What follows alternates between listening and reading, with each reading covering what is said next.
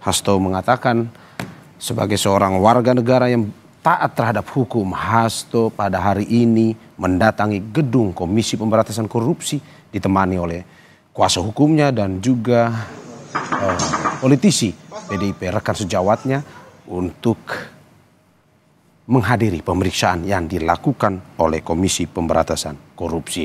Untuk diketahui saudara bahwa ini adalah pemanggilan kedua pada Hasto Kristianto setelah sebelumnya Hasto mangkir dari pemanggilan pertama dengan beberapa alasan yang dikemukakan. Sehingga pada hari ini terdapat pemanggilan kedua oleh pihak Komisi Pemberantasan Korupsi dan Hasto yang dalam surat pemanggilan tersebut harusnya pada pukul 10 pagi nanti, tetapi Hasto datang lebih awal pada pukul 9.40 untuk menghadiri pemeriksaan di KPK. Saya akan membacakan sedikit saudara pernyataan yang disampaikan oleh Hasto Kristianto tadi, bahwa dalam pemeriksaannya kali ini Hasto pun juga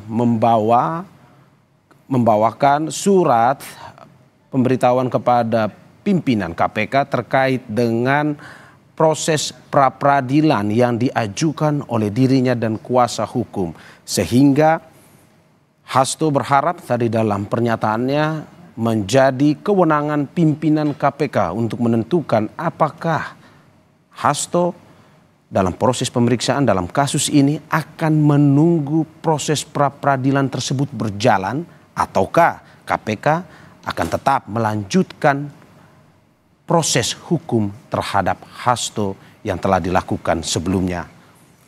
Ini adalah pernyataan yang disampaikan. Selain itu juga Hasto mengatakan bahwa ini seperti yang disampaikan tadi terkait dengan ideologi dari partainya sendiri, PDI Perjuangan. Hasto ingin mengatakan bahwa ini adalah sebuah pengorbanan yang harus dilakukan dalam memperjuangkan asas-asas keadilan pada sebuah penegakan hukum di negara Indonesia ini.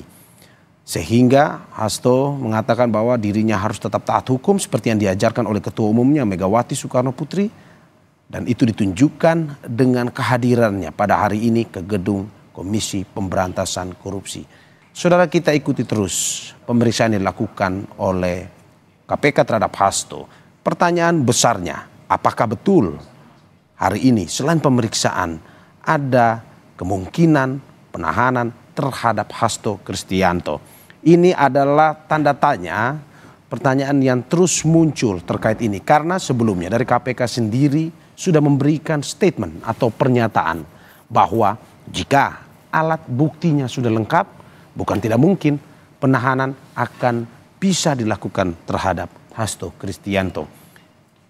Ini adalah sebuah tanda tanya besar, apakah hari ini akan hanya ada pemeriksaan terhadap Hasto ataupun mungkin ada tindak lanjutnya dengan penahanan tersebut. Pun juga apakah Hasto hari ini akan belak-belakan dalam pemeriksaan yang dilakukan oleh KPK? Kita tunggu terus karena tadi Hasto sendiri sudah mengatakan bahwa dia akan memberikan pernyataan usai dari pemeriksaan yang dilakukan oleh KPK. Dan saudara, untuk mengetahui informasi lebih lengkap di gedung KPK terkait dengan pemeriksaan yang dilakukan oleh KPK, kita di studio sudah ada mantan penyidik KPK Praswat Nugraha. Selamat pagi Mas Praswat. Selamat pagi Mas Mario. Tadi sudah disapa Indonesia Pagi, sekarang di Breaking News kita ngobrol lagi ya terkait dengan pemeriksaan Sekjen PDIP Hasto Kristianto. Mas, apa yang akan dilakukan pada hari ini KPK, dalam arti bahwa tahapannya akan seperti apa sih setelah Hasto datang untuk melakukan pemeriksaan, di dalamnya akan seperti apa? Oke, yang pertama pastinya akan lakukan registrasi. Jadi biasanya kita tersangka atau saksi atau pihak lain yang dipanggil penyidik atau penyelidik itu menyerahkan KTP, kartu tanda penduduk, ID pengenal di meja depan, yang namanya di front office-nya KPK. Jadi ruangan depan ini akses untuk umum ini, Mas Mario. Jadi yang kita lihat sekarang itu adalah lobi utama KPK dan itu bisa diakses oleh siapa saja, aksesnya umum. Nanti sesudah itu mereka akan menunggu nih. Jadi kita bisa lihat di layar Mas Mario bahwa teman-teman sekarang sedang menunggu selanjutnya orang-orang yang terregister atau orang-orang yang sudah terdaftar sebagai tamu di dalam list pemeriksaan saksi per hari ini artinya tanggal 13, baik itu dari kasus dari tamu dari penyidikan maupun penyelidikan atau pemeriksaan dari pengaduan masyarakat ya, itu dan tamu-tamu lainnya. Ya, Mas, ya? Itu buku memahami untuk membasmi kalau nggak salah ya. Ya. Kalau saya lihat dari jauh ya. Itu yang mungkin kemarin dikatakan bahwa dia sudah pelajari apa hak-haknya sebagai tersangka, mungkin sudah tertuang dalam buku itu ya. Atau itu buku catatannya Pak Hasto ya. Warnanya apakah mungkin merah. itu buku catatan yang mungkin buku akan agenda disampaikan atau pada pemeriksaan ini? KPK juga punya buku saku untuk apa sih, buku memahami untuk membasmi, persis mirip seperti itu, kecil, saku gitu warna merah, tapi kayaknya itu sepertinya bukan ya. Oke.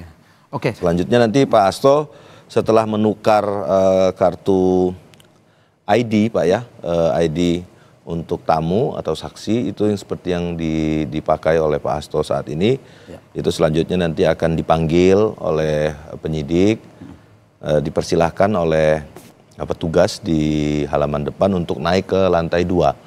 Oke, biasanya bisa berapa orang masuk dalam? Dan tadi kan bahwa Hasto tidak memang sendiri, tetapi bisa didampingi. Tersangka memang didampingi haknya, sebagaimana diatur dalam KUHP, itu pemeriksaan tersangka didampingi oleh penasihat hukum.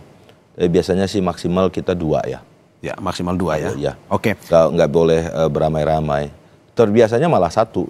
Dulu tuh standarnya 1 yang mendampingi, 1 yang terperiksa. Karena penyidiknya juga maksimal 2. Jadi 1 orang atau 2 orang. Jadi sepertinya nanti Mas Hasto akan didampingi oleh 2 kuasa hukum ya. 1 orang kuasa hukum atau maksimal 2 ya. Oke. Jarang sekali kalau 2. Kalau jarang 2. sekali 2. Tadi kita menarik bahwa sebelum masuk dalam gedung KPK, Hasto Kristianto sempat memberikan pernyataan terkait dengan pra-peradilan.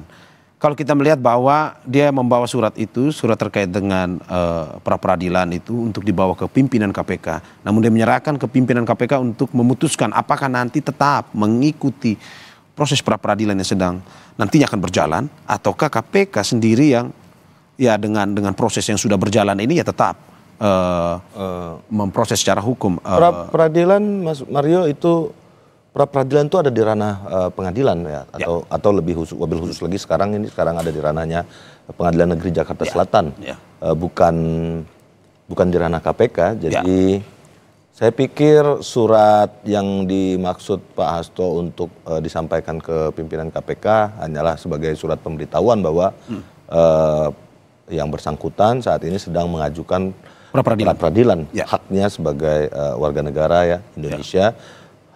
Hak hukumnya untuk mengajukan pra-peradilan, tapi tentu saja proses pra-peradilan itu bukan di ranah kewenangan Ketua KPK ataupun teman-teman penyidik KPK, baik secara kelembagaan maupun secara perorangan, tapi itu ranah di pengadilan.